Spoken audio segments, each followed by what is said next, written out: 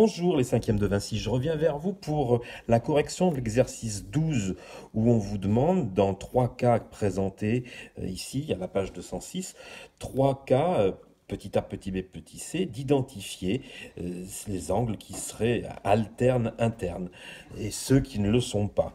Donc on se rappelle bien de la condition nécessaire pour parler d'angle alterne interne, il nous faut deux droites.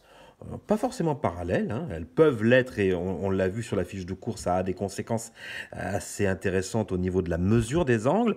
Nous avons donc nos deux droites, nous avons une séquente, c'est-à-dire une troisième droite ici qui va couper les deux premières.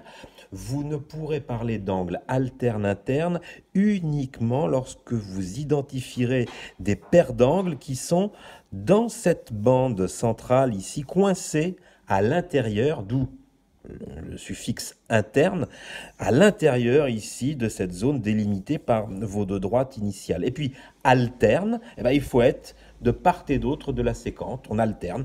Par exemple, celui-ci, que je pourrais tout à fait identifier avec un code de couleur, et celui-là sont deux angles alterne, interne. Voilà, je respecte bien les deux conditions. Alors, parmi les situations qui vous sont proposées, en A, pas de problème pour celui-ci, on est bien à l'intérieur de la bande. Par contre, celui qui est de couleur rosée, lui, il est à l'extérieur, donc ça ne marche pas. Et en plus, il est du même côté. Donc il y a deux raisons ici pour rejeter le A.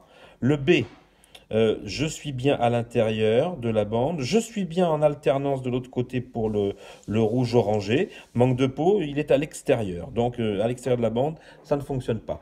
Il n'y aura que la réponse petit c qui va être ici acceptée, puisque là on est bien de part et d'autre de la séquente, et on est bien dans la bande ici, matérialisée entre les deux droites, alterne, interne, uniquement pour la réponse C.